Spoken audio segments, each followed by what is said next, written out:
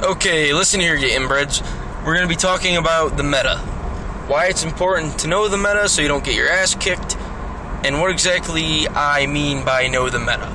Because I'm sure the typical response would be something along the lines of, "But Sam, I know my meta, spellbook and dragon rulers are OP!" But no, that's not what I mean. I'm really glad that you know that dragon rulers and spellbooks are OP. Good job. What I mean by know your meta is you need to know what the main deck is usually comprised of for the meta, what the popular techs are, what the side deck looks like, usually what they side in and side out, and to know the extra deck. Although, knowing the side is more crucial in my opinion, because you need to know what they're going to side in against you, because this isn't some wonderful world where you're the only person siding in. They are going to side in their counters.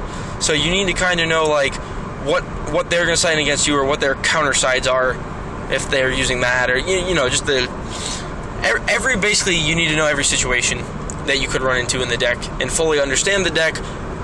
You probably won't understand it as well as the player, because, they're used to playing it day in and day out, but you need to at least have a knowledge enough of the deck that you can kind of put yourself inside the mind of the player.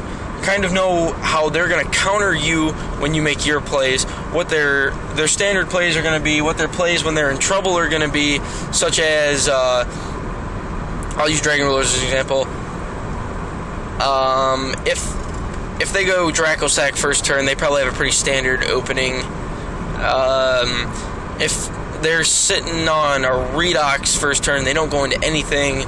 Be aware of what their hand could look like. If they're just sitting on, even if it's not a Redox, if it's just another one single dragon in general, they probably honestly can't do a lot, or they're saving up because they don't have the rejuve and they're afraid to blow everything. But most of the time, if they're just sitting on a single dragon, they're doing one of two things. Either A, their hand's not that amazing, and that's really all they could pull off, or they're trying to bait out what deck they're playing against. So it's not like 100% of the time their hand's bad. It's just sometimes they don't want to, throw a Dracosac out there and get it taken by a big eye if they're like in a mirror match or a mermail or so on and so forth. So, be aware of that. That's just an example with one deck. Know that if you're playing a special summon deck, deck special summons a lot, whatever, they're probably going to side in Vanity's Fiends. If you run dragons and stuff in your deck, to be aware of the fact that a lot of dragon players do side E-Viruses. Be aware that a lot of them side Vanity's Emptiness, so don't side out all your MSTs if you do have any in the main deck, because a lot of Dragon Ruler... A lot of Dragon Ruler players do side in Vanity's Emptiness, and that card is a little ridiculous. So, that's what you can do in those situations. So basically, the whole premises of this is that I want to stress how important it is to have an understanding of all the decks that you're coming across, almost as well as you understand your own deck. Because it doesn't matter how good you know your own deck, if you don't know what the other decks are going to do, when they're going to do it, what the important cards are, what the key plays are, you're going to mess up on very crucial things like Veiler timings, Compulse timings. You're going to end up compulsing all the wrong cards, Veilering the wrong cards, maybe even using MSTs on the wrong cards if that scenario pops up, even though MST is not really that relevant in the main deck right now. When to push, when to grind, those just very intricate game mechanics that are going to decide whether you win or lose in a meta like this. You need to understand, the lock situations that you get in. Try and play out of those. When you're playtesting, too, don't... I think people have this misconception that when you playtest, you're supposed to playtest with the ideal of winning every single time and just trying to crush the person you're playtesting against. That's not what you want to do when you're playtesting. When you're playtesting, you want to try as many different combos, if you will, in the scenarios that you're afraid of, if that makes sense. That's the most beneficial way of playtesting in my eyes. If you, play your game out normally, or sometimes have a friend maybe stack a realistic hand that could happen to you, like the Jaugen Lock, and then you try and play out of it from there. Just kind of let your friend counter response to you, and you want to know, for every situation there's always a right play, a wrong play, and then a couple plays that they're okay but they're not optimal. The biggest thing of playtesting is you want to figure out the optimal plays. You want to understand your optimal play against the meta decks, and for every meta deck you're encountering, there's a different optimal play to beat them. For example, you don't want to grind against Dragon Rulers. That's just something you need to understand, and I really don't think a lot of people understand that. You're not going to make them lose by dragging things out. Like that's not going to happen, because that just means they're going to build up a bigger graveyard, and when their graveyard's bigger, that means there's going to probably be blasters and whatnot coming at you every turn, and you're going to lose, because for every time you're going to make them neg, you're going to neg yourself out, usually with destruction cards or torrentials, things like that. That's going to cost you monsters too, or using monsters to, like Black Rose, to neg your own monster to make them neg. They're not really negging, because their dragons are all live in the graveyard. I've seen a lot of people try and play grind game with dragons, and I don't understand why you would do that. You want to make them, get them into a bad spot as soon as possible. That way they don't have a graveyard to work with, and they're stuck with maybe just going a dragon a turn, or at the most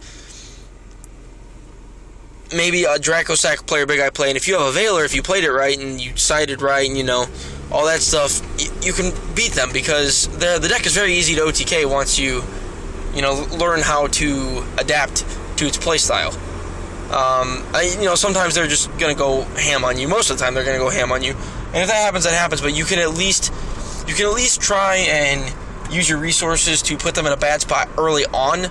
That's how you beat the deck, is to pressure it early, and then you can win. That's spell books. Like, understand that spell books are probably going to do the same play almost every turn.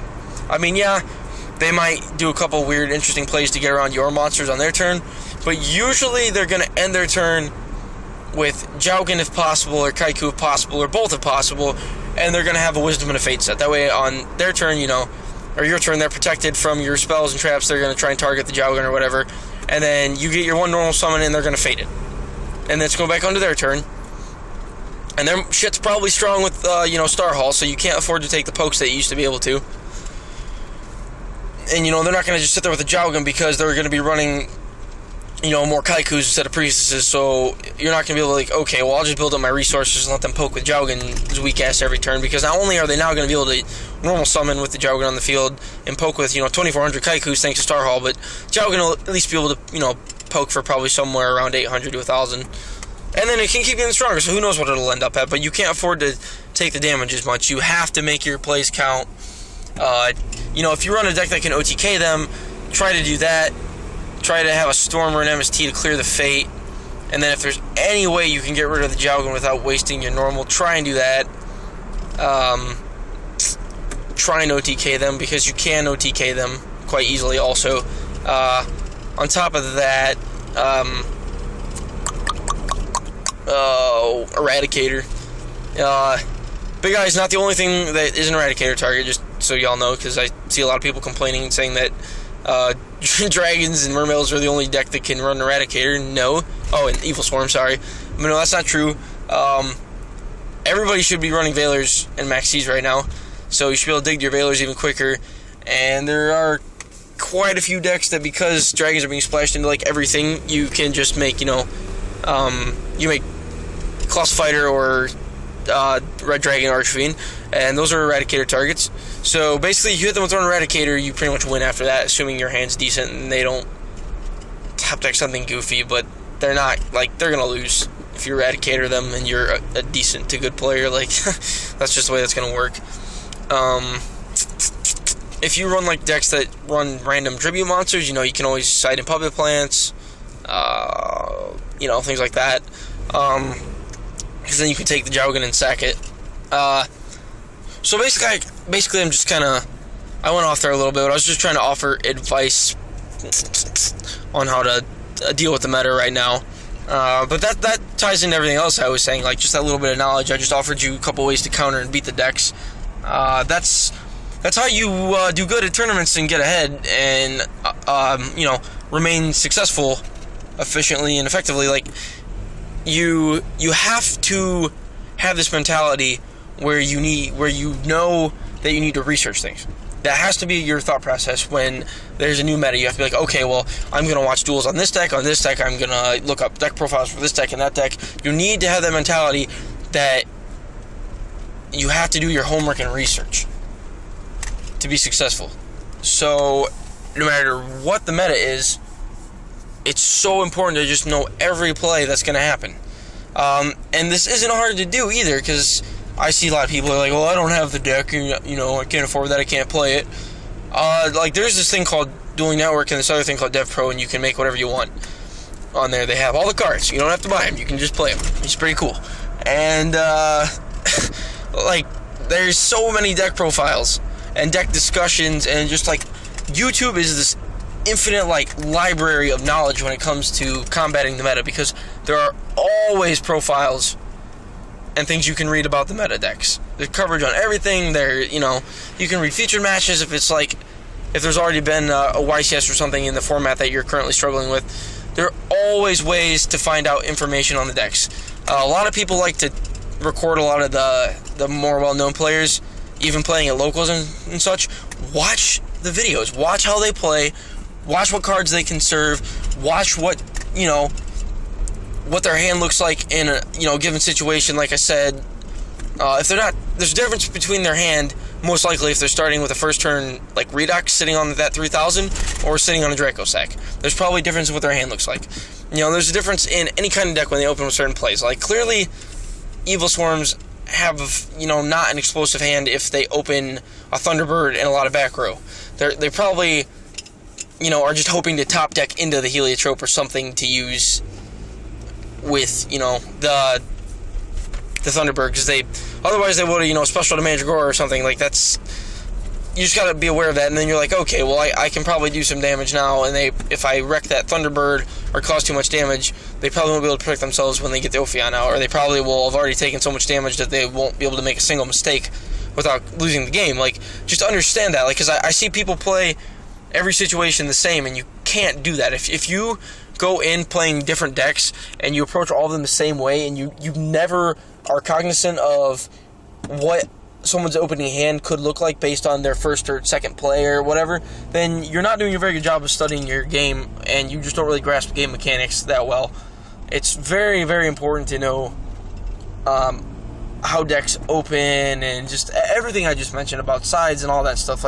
You can tell so much about a deck by the first couple plays that someone makes if you know what a standard good hand or standard bad hand looks like in the deck and such. So really take that into consideration, and try to just watch a video or two a night or something if you're getting ready for a tournament. Watch a couple, if they're not that long, watch several videos. Just try and gain some sort of knowledge of what you're playing against as a whole, and it'll help you in tournaments. You'll do better. That's knowledge is power in this game, definitely.